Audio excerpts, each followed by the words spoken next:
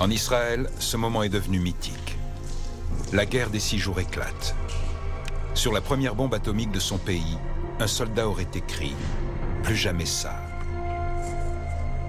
Plus jamais on ne s'en prendra impunément aux Juifs. » Une démonstration de puissance.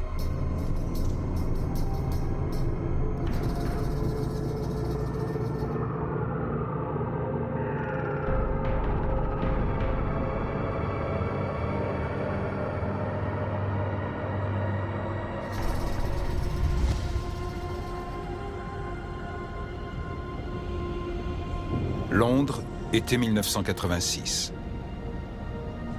Un informateur propose à l'hebdomadaire britannique le Sunday Times des photos et des renseignements prouvant qu'Israël est doté de l'arme atomique. Le journaliste et physicien Peter Unnam rencontre le mystérieux interlocuteur Mordechai Vanunu.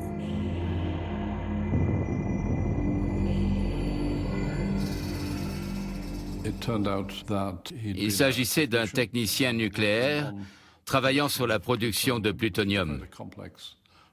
C'est un processus assez complexe. Il était réalisé dans le plus grand secret, dans un bâtiment souterrain, afin de rester à l'abri des regards. Une installation nucléaire souterraine. Peter Unnam est sceptique. Mais après de minutieuses recherches, il est convaincu que Mordechai Vanunu dit la vérité. Nous avons finalement décidé de publier cette histoire parce qu'en Israël, le Premier ministre Shimon Peres avait convoqué tous les responsables de la presse écrite pour leur dire que le Sunday Times allait publier une information très sensible qu'il ne devrait pas reprendre. Israël développe un programme nucléaire militaire. Partout dans le monde, la nouvelle provoque une vive émotion. Peu après, Vanunu fait la connaissance d'une jeune femme. Je me suis méfié de cette femme dès qu'il m'en a parlé. Il m'a dit qu'il s'agissait d'une touriste américaine et qu'il n'y avait aucun problème. Je lui ai dit « Comment peux-tu être sûr qu'elle ne travaille pas pour le Mossad ?» C'est mot pour mot la question que je lui ai posée. Il m'a répondu « C'est impossible », alors je lui ai dit d'être très prudent. Mais Vanunu disparaît sans laisser de traces, pendant plusieurs semaines, jusqu'à ce qu'Israël annonce son arrestation. Comment a-t-il été capturé?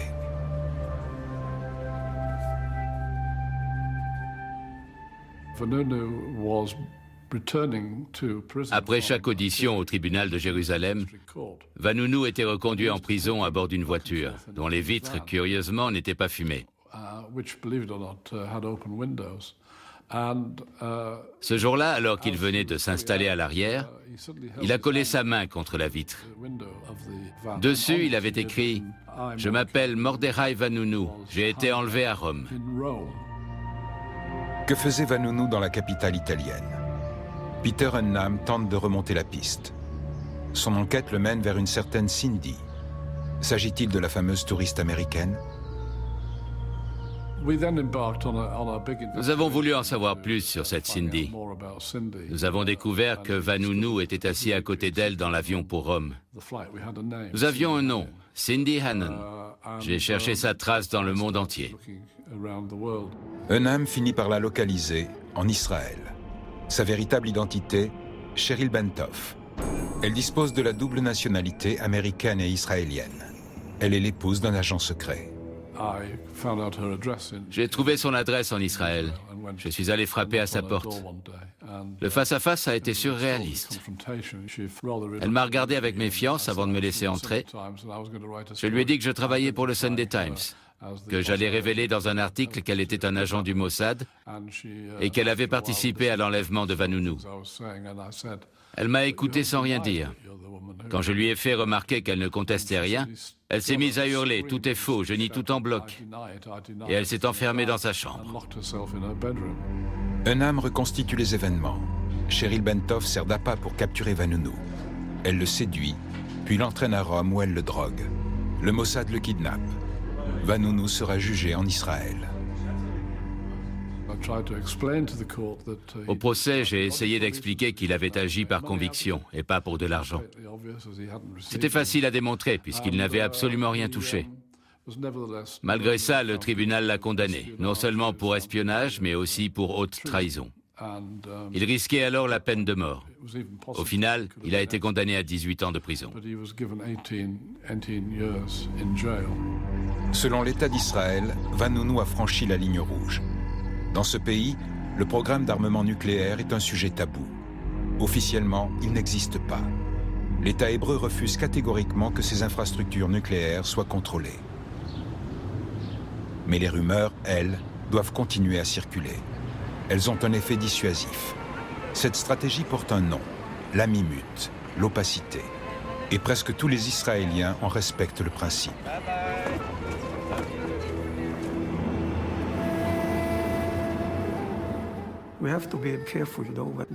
Nous devons être prudents, parce que je pourrais avoir des problèmes.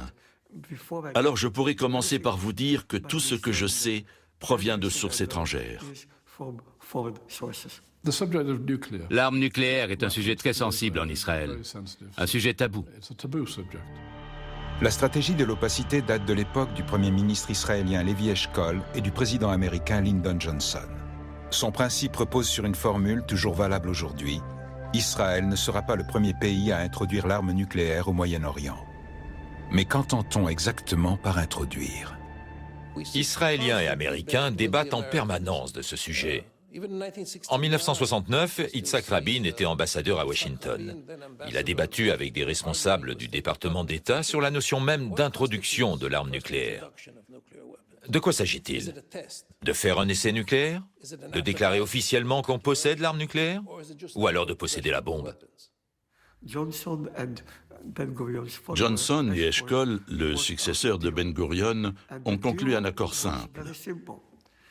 Vous, Israéliens, ne dites rien, et nous, Américains, ne savons rien. À plusieurs reprises, Eshkol a dit « Je ne suis pas certain de bien comprendre ce que signifie introduction. Mais je trouve le mot très élégant. C'est une mise en garde qui confirme presque l'existence d'un arsenal nucléaire.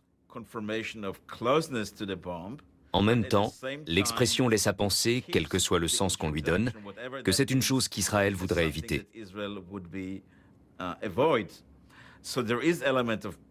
En réalité, c'est un double langage. L'élégance de la formule a permis aux Israéliens, une fois la notion d'introduction et son interprétation acceptée par les États-Unis, de se sentir très à l'aise. Il joue sur les mots. C'est Shimon Peres qui a eu cette idée. Et aujourd'hui, on a toujours droit à la même rengaine. Mais ça n'a pas de sens. Il faut savoir que les Américains ont traversé le canal de Suez avec des bateaux chargés d'armes nucléaires. Ce sont eux les premiers à avoir introduit l'arme nucléaire au Moyen-Orient. Bref, tout ça est absurde. Selon les politiques de haut rang, les militaires et les experts, l'arsenal nucléaire israélien compterait entre 100 et 400 missiles. De fabrication récente, ils sont dotés de systèmes ultramodernes. Bombes à neutrons, mini-bombes à hydrogène capables de détruire des bunkers souterrains, missiles de croisière capables d'anéantir des grandes villes et qui peuvent être tirés de n'importe quel point de la planète depuis des sous-marins.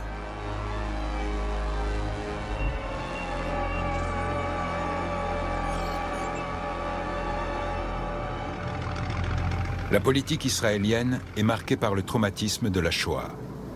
Pendant la Seconde Guerre mondiale, stopper l'extermination des Juifs européens par le régime nazi n'est pas la priorité des Alliés. Les Américains bombardent les usines du camp de concentration d'Auschwitz en 1944, mais avant tout pour bloquer la production de matériel militaire.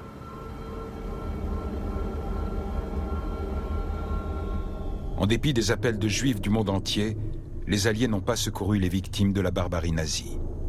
Livrés à eux-mêmes, les Juifs européens se sont retrouvés à la merci de leurs bourreaux.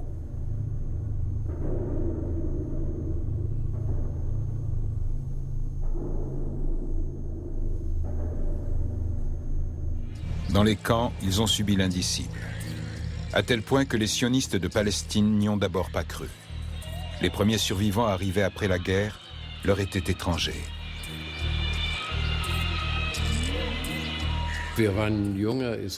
Nous, jeunes Israéliens, étions capables de nous défendre.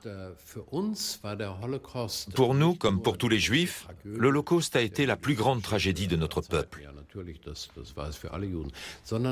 Mais nous l'avons aussi ressenti comme une humiliation profonde. L'Holocauste nous a rabaissés.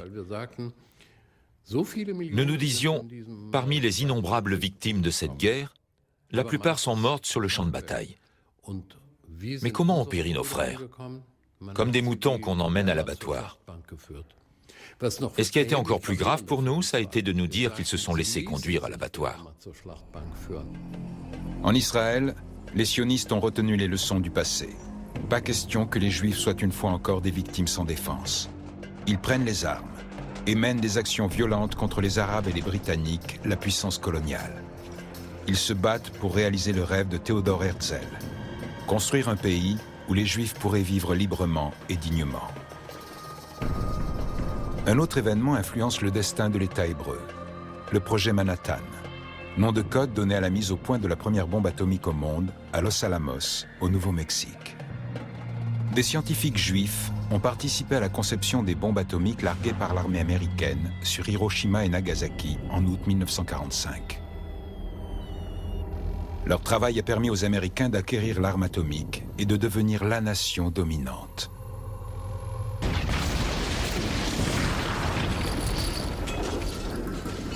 Jusqu'au jour où, 4 ans plus tard, les Soviétiques maîtrisent à leur tour la technologie nucléaire militaire. En 1948, sous l'impulsion du futur Premier ministre David Ben-Gourion, les sionistes atteignent leur objectif, la création d'un État juif en Palestine.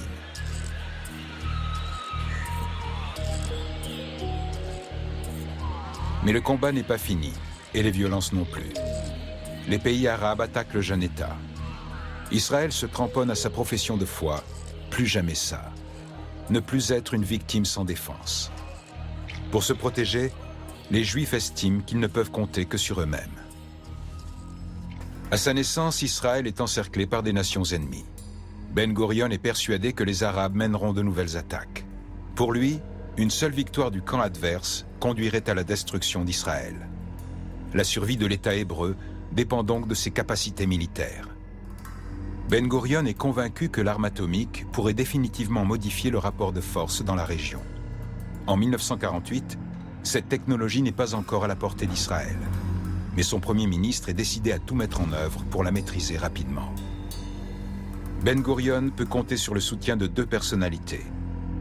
Ernst David Bergman, un chimiste dont la famille a quitté l'Allemagne en 1933, et Shimon Peres, l'actuel président israélien. Les 3 hommes sont convaincus qu'Israël dispose des ressources humaines pour fabriquer la bombe atomique et par conséquent sécuriser son existence. Pour la classe politique israélienne, l'idée était la suivante. Pour éviter un nouvel Auschwitz, il fallait avoir les moyens d'infliger un nouvel Hiroshima, un nouveau Nagasaki. Mais Israël n'a pas d'uranium. Des recherches intensives sont menées dans le désert du Negev, en vain. En 1955, 7 ans après sa création, Israël peut pour la première fois se procurer de l'uranium. Les États-Unis organisent une conférence internationale à Genève. Son nom, Atoms for Peace, des atomes pour la paix. Au cours de cette réunion, Eisenhower propose la technologie nucléaire aux États prêts à renoncer à un arsenal atomique. À l'époque, on pense que le nucléaire est un instrument du maintien de la paix. Because here, in fact, is the answer to a dream as old as man himself, a giant of limitless power at man's command. And where was it science found that giant? In the atom.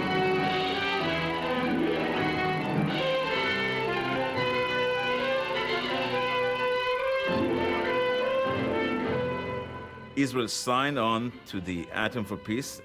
a signé le programme Atoms for Peace et acheté un réacteur aux Américains, le réacteur Naral Sorek.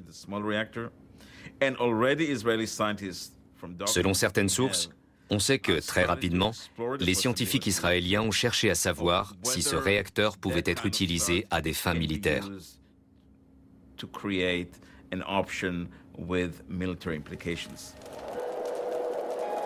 Mais le réacteur de recherche de Nahal Sorek n'est pas adapté à la production de plutonium. Pour les Israéliens, c'est une déception. Le réacteur, fabriqué avec l'aide des Américains, servira plus tard à camoufler le véritable programme nucléaire.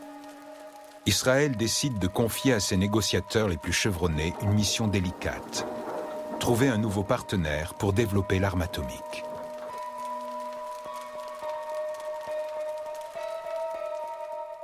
Tout a commencé en 1952 et avec l'arrivée à Paris d'un personnage qui s'appelle Shimon Peres, qui était directeur au ministère de la Défense israélien, qui travaillait avec Ben Gurion. Et l'objectif était d'obtenir le maximum d'armes, le maximum de conseils, le maximum de la France. Ben Gurion et son émissaire savent que la France a lancé un programme de développement de l'arme atomique. La mission de Peres est d'accéder à ce programme. À Paris, les portes lui sont grand ouvertes. Beaucoup d'hommes politiques donc ont été séduits, véritablement séduits par Shimon Peres. Et Shimon Peres, au bout de 2 ans, à partir de 54-55, il était devenu un personnage si puissant qu'il avait son bureau à l'intérieur du ministère de la Défense. Paris et Tel Aviv nourrissent une profonde méfiance à l'encontre de Nasser, le héros du monde arabe. En 1956, le président égyptien décide de nationaliser le canal de Suez, jusqu'alors aux mains des Britanniques. Mais l'ancienne puissance coloniale refuse le coup de force. Avec la France et Israël, elle décide d'intervenir militairement. La stratégie est la suivante. Israël doit attaquer l'Égypte. Ensuite, Londres et Paris occuperont la zone du canal afin de rétablir la paix.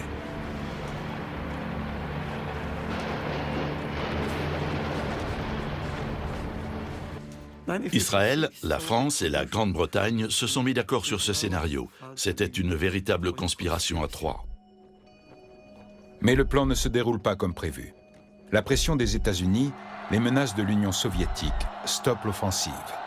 La défaite de la Grande-Bretagne et de la France marque la fin de l'influence des 2 ex-puissances coloniales dans la région. Les Israéliens, eux, tirent leur épingle du jeu. La Grande-Bretagne, puissance nucléaire depuis 1952, leur fournit de l'eau lourde et de l'uranium.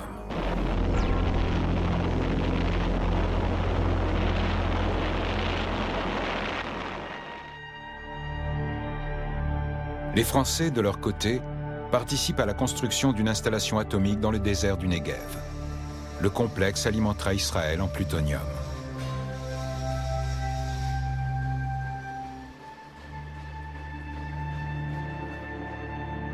Les Israéliens ignorent qu'ils sont observés par des avions espions américains. Près de Beersheba, dans une zone désertique dégagée, nous les avons surpris en train de couler de grandes quantités de béton. J'ai aussitôt fait un rapport à ce sujet. Je l'ai appelé Beersheba, possible installation nucléaire en construction. Mon supérieur a transmis l'information à Eisenhower. Celui-ci n'y a prêté aucune attention. En examinant de plus près les photos, Brugioni hésite. L'installation ressemble à ce que l'on peut voir sur des clichés aériens pris par les Américains en France.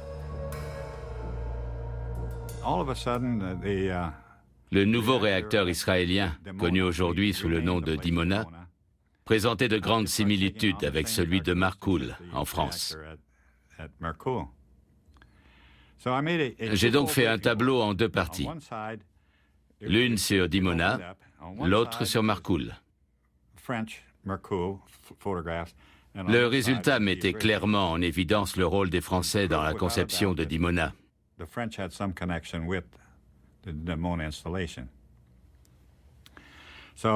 Mon chef a une nouvelle fois fait suivre l'information à Eisenhower, sans plus de résultats.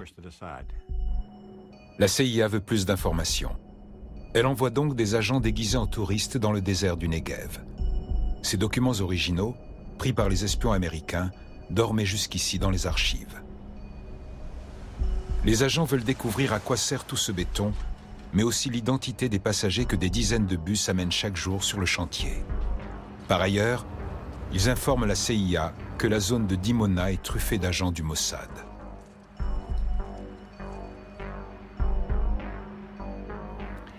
Le sujet était très sensible pour les Israéliens. Une fois, ils ont même malmené l'un de nos attachés militaires qui tentait de s'approcher de la zone. Ils étaient sous tension et nous suivaient partout. Les images des espions américains révèlent que plusieurs centaines de Français travaillent sur le site. Ils sont logés dans les nouveaux lotissements environnants. Pour Washington, plus de doute. Français et Israéliens développent un programme d'armement nucléaire. À l'origine de ce projet ultra secret, deux hommes. Le président du Conseil Guy Mollet et le ministre de la Défense Maurice Bourgès-Monouri.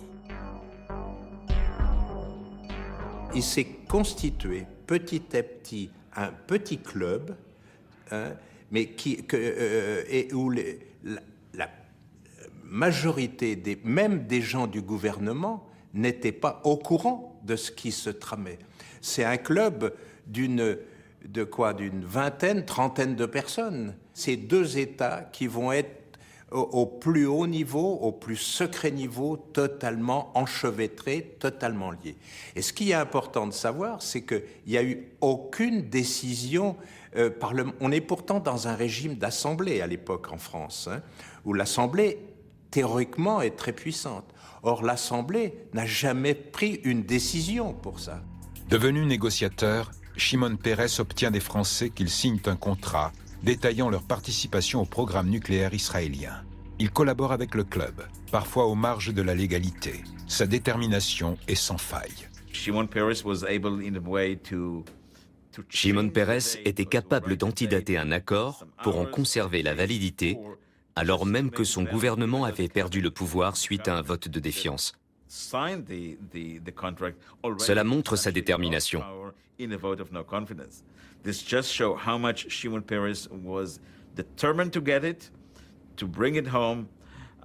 Pour lui, la fin justifiait les moyens. Dès lors qu'il s'agissait d'atteindre un objectif qui, à ses yeux, comme à ceux de Ben Gurion et des rares personnes mises dans le secret, relevait du sacré. Les Israéliens ont fait un pas décisif dans l'acquisition de la bombe atomique. En Israël comme en France, ces décisions sont prises en marge des institutions démocratiques. Pourtant, leur portée est immense et concerne le destin de tous. Les Israéliens mentent à l'opinion publique internationale. Les Israéliens ont tout nié, en bloc. Shimon Peres jurait ses grands dieux qu'il s'agissait d'une usine textile. 1958, De Gaulle est de retour au pouvoir et il opère un virage à 180 degrés. Le nouveau président veut la bombe atomique pour la France, mais pas pour Israël. Il lui faudra pourtant du temps pour imposer son point de vue. Il ignore ce qui se trame en coulisses. Le général de Gaulle ne va pas être prévenu tout de suite de cet engagement sur la bombe. Et il va falloir près d'un an et demi qu'il soit au courant de tout. Pourquoi il n'est pas au courant? Parce qu'il y a dans le système les gens du club qui font en sorte de donner que des bouts d'informations. Rien ne peut détourner Ben Gurion de son objectif, pas même la nouvelle donne à Paris. Pour Tel Aviv, il est urgent d'acquérir des systèmes de portée pour ses armes atomiques, et notamment des missiles. Les dirigeants israéliens savent qu'ils ont peu de temps avant que le vent ne tourne en France. Le général de Gaulle va décider d'arrêter toute cette affaire, mais donc les instructions ne descendent pas rapidement.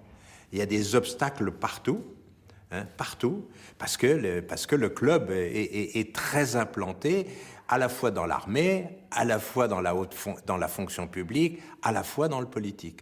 Autrement dit, même le général de Gaulle n'arrive pas à obtenir satisfaction. Et quand les décisions descendent jusqu'au bout, des systèmes sont faits pour contrebalancer les décisions. Le cas du MD-620 en dit long. Ce missile a été développé par le groupe français Dassault pour Israël, malgré l'arrêt officiel de la collaboration entre les deux pays. Le MD-620 va être utilisé pour les bombes atomiques israéliennes. Sa livraison n'empêche pas le refroidissement des relations entre Paris et Tel Aviv. Mais Israël peut compter sur le soutien d'un nouvel allié, l'Allemagne. Bonn livre déjà des armes à l'État hébreu. Adenauer va plus loin. Un document allemand révèle qu'à partir de 1961, le chancelier s'engage à verser à Israël 200 millions de Deutschmark par an pendant 10 ans. La construction d'une installation de désalinisation nucléaire est également évoquée. On n'en saura pas plus. Les documents relatifs à ce sujet sont toujours classés secret défense. Les services de renseignement ne sont plus les seuls à s'intéresser à ce qui se trame dans le désert du Negev. Certaines informations filtrent et les médias commencent à spéculer sur le programme nucléaire israélien.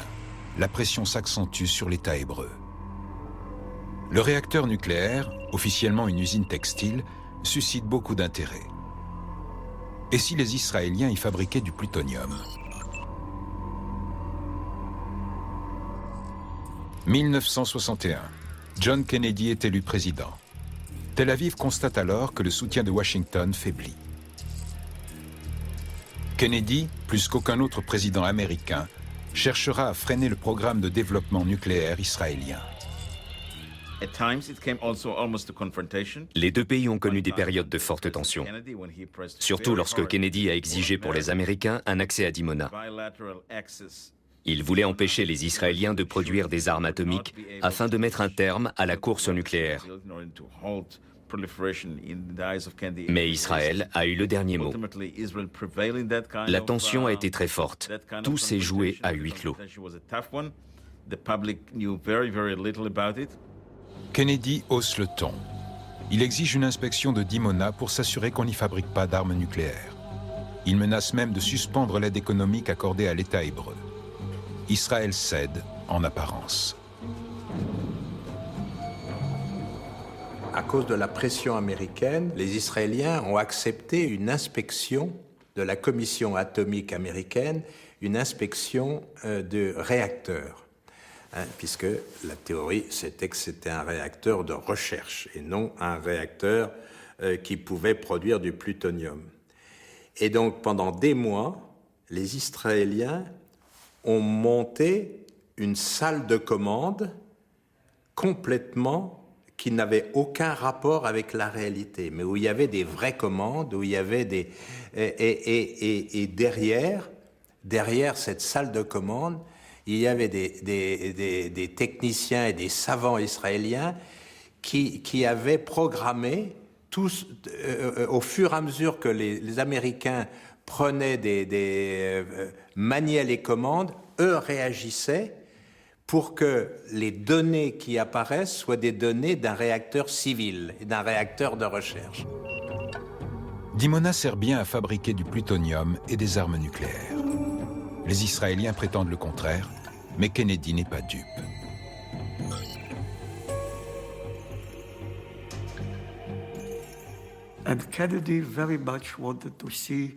Pour Kennedy, la signature du traité de non-prolifération nucléaire était une priorité. Il a donc tout fait pour que Ben Gurion le ratifie. Pour la première fois, il a accepté de fournir à Tel Aviv des armes non nucléaires. Ben Gurion lui avait proposé le marché suivant. Donnez-nous des armes conventionnelles et nous mettons un terme à notre programme nucléaire. Kennedy a donc donné son feu vert à la livraison de missiles anti-aériens à Israël, qui s'est empressé de les déployer autour du réacteur de Dimona. John Kennedy est assassiné le 22 novembre 1963. Son successeur, Lyndon Johnson, intensifie les relations avec Tel Aviv et Washington ferme les yeux sur les activités de Dimona.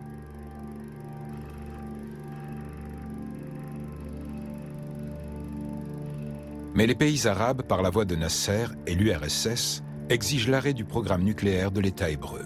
Ils ne croient plus aux démentis israéliens.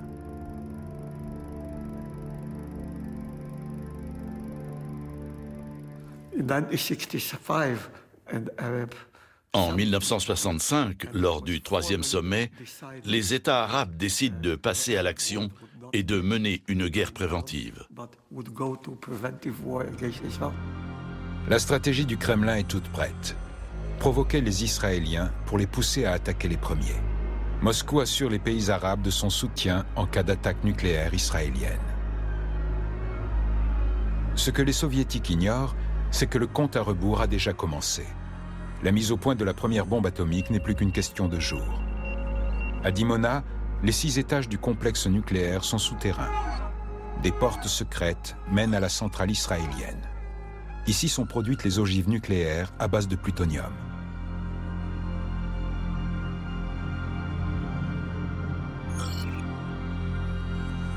Et c'est là que travaillera Mordechai Vanunu quelques années plus tard. Les 2 étages en surface ne sont qu'un leurre. Les Soviétiques pensent encore pouvoir stopper les activités de Dimona sans que les Américains n'interviennent. Les Américains étaient enlisés dans le bourbier vietnamien. Ils voulaient à tout prix éviter d'autres problèmes internationaux. Mais surtout, Moscou avait pour objectif de stopper le programme nucléaire israélien avant que le pays ne soit doté de la bombe. Une perspective qui ne réjouissait pas non plus les Américains. Enfin, les Soviétiques tenaient absolument à respecter le droit. En poussant Israël à attaquer, ils pouvaient espérer le soutien des Nations Unies et des Américains. Ils ne voulaient pas passer pour les agresseurs. En 1967, le Kremlin change de tactique. Moscou dispose d'une arme secrète, le MiG-25 Foxbat, dont la vitesse atteint 3000 km/h. L'armée soviétique effectue plusieurs survols de la centrale de Dimona. Sur place, des avions intercepteurs et des missiles entrent en action. Israël n'avait pas la capacité de s'opposer à ces survols. Un nouveau Foxbat prend son envol. Les Israéliens sont surpris et extrêmement nerveux. Les Soviétiques attendent l'attaque israélienne. D'autres appareils, des bombardiers Tu-16, sont prêts à intervenir.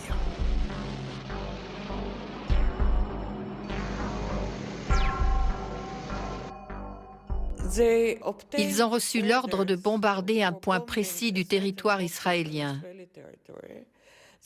Ils n'avaient pas d'autres informations, juste les coordonnées géographiques. Mais leur cible était protégée par des missiles anti-aériens Hawk. Des bombardiers Tu-16 aux couleurs des pays arabes sont stationnés dans le Caucase, prêts à décoller. Leur objectif, détruire Dimona.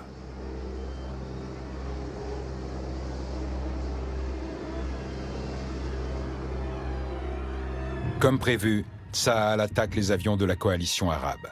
Sa victoire fulgurante surprend tous les belligérants, à commencer par l'État hébreu lui-même. Les avions arabes n'ont même pas le temps de décoller. Tsahal les détruit au sol au cours d'un raid éclair. Les bombardiers soviétiques ne peuvent plus utiliser les pistes égyptiennes, également détruites. L'intervention est annulée. Les Israéliens auraient pu effectuer un premier test la veille du déclenchement de la guerre des 6 jours. Ils étaient parvenus à fabriquer leur première bombe juste avant le début du conflit. Dans ses mémoires, Shimon Peres raconte qu'il avait évoqué une nouvelle étape. De quoi dissuader les pays arabes d'attaquer Israël. Il n'a jamais démenti qu'il parlait de la bombe atomique. Heureusement, le test n'a pas eu lieu, car les missiles soviétiques étaient prêts à s'abattre sur Israël. Je ne suis pas sûr que le Kremlin aurait fait la différence avec une vraie attaque nucléaire.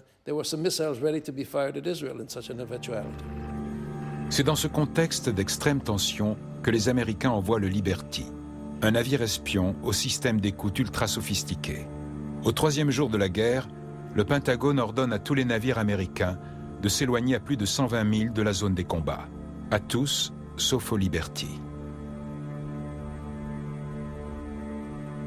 Des avions survolent le navire, des avions israéliens. Cette photo a été prise par un marin du Liberty. L'équipage est convaincu que les Israéliens, leurs alliés, les ont identifiés. Mais le Liberty est bombardé. Des avions anonymes lancent une série d'attaques avec des mitrailleuses, des missiles et même des bombes au napalm. Cette photo a été prise lors de l'assaut. Le Liberty demande de l'aide.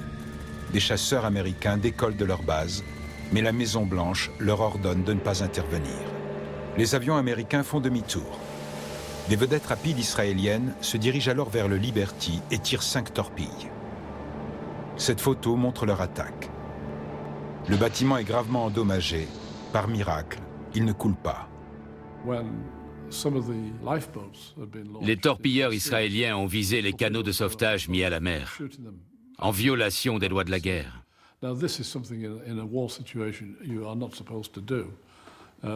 Cet acharnement prouve qu'ils voulaient éliminer tous les hommes d'équipage du Liberty pour que personne ne puisse raconter ce qui s'était passé. Israël n'a jamais admis cette version des faits. Le Liberty aurait été confondu avec un cargo égyptien, une explication qui comporte de nombreuses zones d'ombre. L'US Navy finit par secourir l'équipage. On dénombre 34 morts et 173 blessés. Les survivants sont persuadés, aujourd'hui encore, que l'attaque israélienne était délibérée. En réalité, les Américains voulaient que le Liberty coule. Voilà pourquoi les avions n'étaient pas identifiables. Il fallait simuler une agression égyptienne pour justifier une attaque américaine sur le Caire. Peter Enam a trouvé des indices qui tentent à prouver l'existence d'un accord secret entre Israéliens et Américains. Il montre que peu avant l'attaque, 3 appareils ont été équipés de bombes atomiques sur le porte-avions America. Au moment du naufrage du Liberty, les Américains devaient faire décoller 3 chasseurs bombardiers depuis un porte-avions de la 6e flotte, basé en Méditerranée. Leur mission était d'attaquer le Caire avec des bombes thermonucléaires.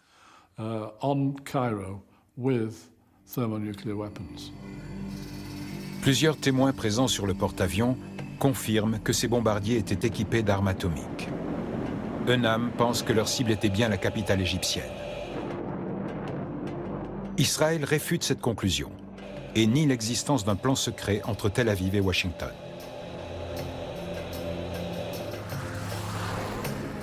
Le président Johnson a informé les Soviétiques de l'attaque de son navire.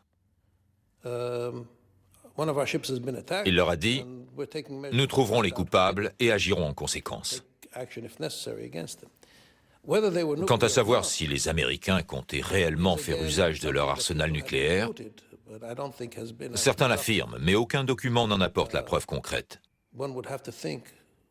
De fait, quels objectifs auraient-ils pu bombarder? Des bases militaires du Caire, estime Enam. L'affaire du Liberty aurait pu servir de prétexte pour intervenir en Égypte et renverser Nasser. Les résultats de mes recherches ne laissent aucun doute. J'ai parlé avec des gens qui ont assisté au décollage des avions équipés de bombes atomiques. Ceux-ci ont été rappelés 1 ou 2 minutes avant de larguer leurs bombes sur le territoire égyptien.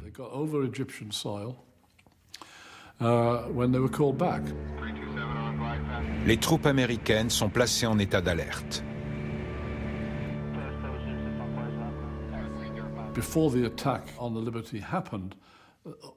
Washington a réactivé sa force de frappe nucléaire peu avant l'attaque du Liberty. Aux 4 coins du monde, des bombardiers atomiques étaient prêts à lancer une attaque sur l'URSS.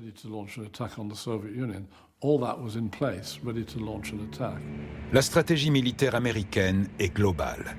En cas de conflit nucléaire avec l'Union soviétique, Washington n'exclut pas de frapper la Chine. Il est hors de question que Pékin soit le grand gagnant d'un affrontement entre les 2 superpuissances. C'est la logique implacable de la guerre froide. Le président Johnson a-t-il réellement envisagé un tel scénario? Certains documents concernant l'attaque du Liberty sont toujours classés secret défense. Les 2 superpuissances ont vanté leur rôle de garant de la paix au Moyen-Orient. mais elles n'hésitent pas à souffler sur les braises et avancer leurs pions dans cette lutte pour la suprématie mondiale. Israël et les États-Unis sont des alliés indéfectibles depuis 1967, malgré ou grâce à l'attaque du Liberty. 2 ans plus tard, le premier ministre israélien Golda Meir et le président américain Richard Nixon concluent un accord secret.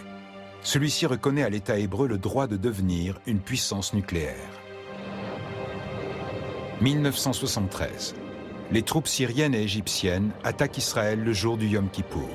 Leur progression est fulgurante. Les Israéliens commencent à manquer de munitions. L'existence de l'État hébreu est sérieusement menacée. Moshe Dayan, le ministre de la Défense, était paniqué.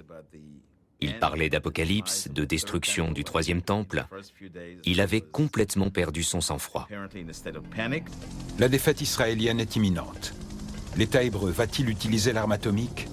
Va-t-il recourir à ce que l'on appelle l'option Samson? Va-t-il entraîner ses ennemis dans sa chute?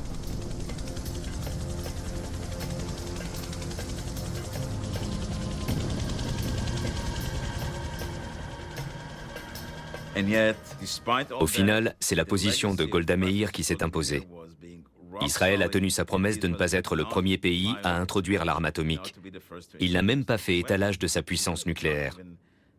Mais je persiste à penser que l'arsenal atomique israélien a influencé le conflit.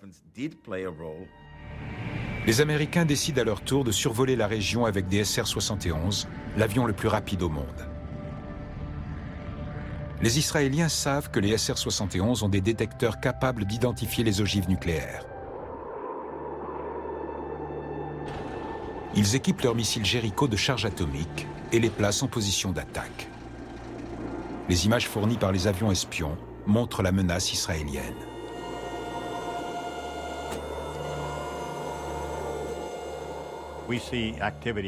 Nous avons constaté une intense activité autour de leurs missiles Jericho et dans les bunkers où ils stockaient leur arsenal nucléaire. Nous nous sommes dit que tout cela pouvait dégénérer en guerre atomique. La tactique d'intimidation israélienne fonctionne. Le secrétaire d'État américain Henry Kissinger entame des négociations avec Moscou et les pays arabes. Soutenu par Washington, l'État hébreu sort une nouvelle fois vainqueur de la guerre. Grâce à leur arsenal nucléaire, les Israéliens ont convaincu les Américains de leur livrer toutes les armes conventionnelles dont ils avaient besoin. Cet arsenal a donc joué un rôle essentiel et amené à l'établissement d'une sorte de pont aérien militaire visant à dissuader Tel Aviv d'utiliser la bombe atomique. Pendant la guerre du Kippour, Israël montre pour la première fois ses capacités nucléaires. Ses bombardiers atomiques F-4 sont prêts à décoller pour attaquer la ville soviétique d'Odessa. Le Moyen-Orient devient le nouveau théâtre de la guerre froide. Israéliens et Américains ont noué une alliance nucléaire contre les pays arabes et l'URSS. En 1973, Israël a tenu sa promesse de ne pas faire usage de l'arme atomique. Mais apparemment, cette promesse ne vaut pas pour le reste du monde. En 1979, les Américains sont informés d'une explosion nucléaire dans l'Atlantique Sud, à mi-chemin entre l'Afrique et l'Antarctique.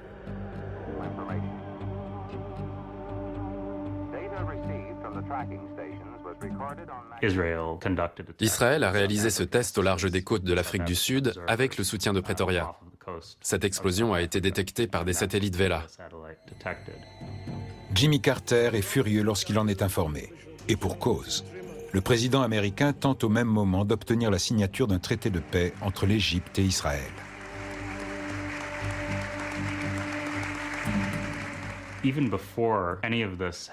La Maison-Blanche et le département d'État ont aussitôt essayé d'étouffer l'affaire, avant même que les services secrets aient commencé à en analyser les tenants et les aboutissants.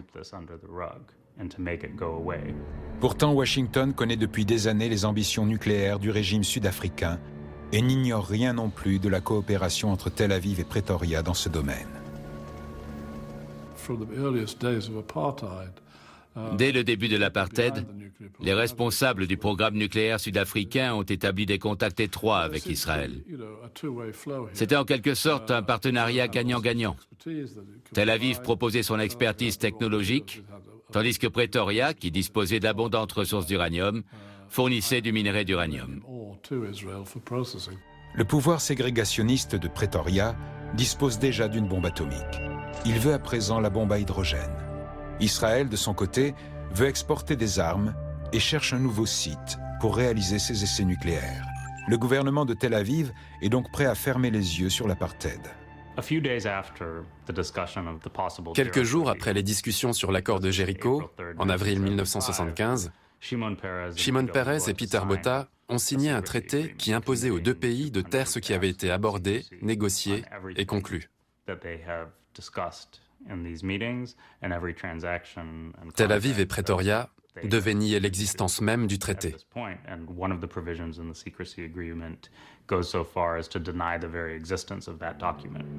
En apportant son savoir-faire à l'Afrique du Sud, Israël enfreint le traité de non-prolifération nucléaire.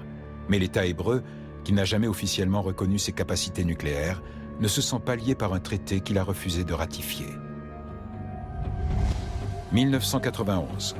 Une coalition internationale dirigée par les États-Unis attaque l'Irak. C'est la guerre du Golfe. Saddam Hussein riposte et envoie des missiles Scud sur Israël. La population redoute une attaque au gaz.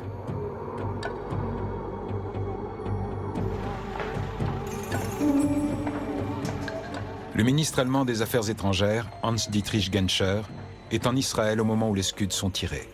Il est directement confronté à la réaction israélienne.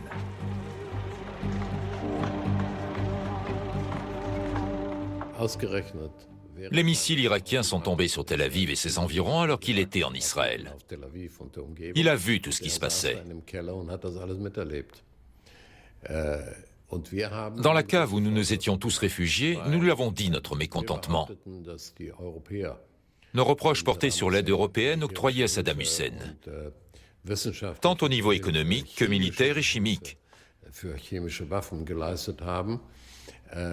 Nous étions très remontés contre tous ceux qui avaient armé Saddam Hussein, les Français, les Italiens, les Américains, les Britanniques, mais surtout les Allemands. En Israël, Hans-Dietrich Genscher s'est fait faire la leçon par son homologue israélien David Levy, qui prétendait que les Allemands avaient osé vendre des missiles à Saddam Hussein. En réalité, c'était faux. Mais après tout, là n'était pas l'essentiel. Et il a eu un contact régulier avec le chancelier Kohl. Nous ne savons pas de quoi ils ont parlé, mais au final, il nous a proposé des sous-marins. Une fois encore, Israël a utilisé la mauvaise conscience des non-juifs en général et des Allemands en particulier. Cette stratégie fonctionne encore aujourd'hui. Je dois reconnaître que cette façon de faire me met plutôt mal à l'aise. Je la trouve humiliante. Mais il est vrai que je ne suis pas responsable de la sécurité de mon pays. En 1999, Berlin livre 3 sous-marins à Israël. Montant estimé 1 milliard d'euros, mais l'État hébreu ne paye que l'équivalent de la moitié d'un sous-marin. Les 3 appareils sont équipés de missiles nucléaires Cruise. En Allemagne, on reste très discret sur le sujet. Les Allemands ont toujours fait comme s'ils n'étaient au courant de rien. Et je parle là des hauts responsables gouvernementaux avec qui j'étais en contact. Je ne pouvais pas le croire. Je pense qu'ils préféraient ne pas savoir ce qui se passait.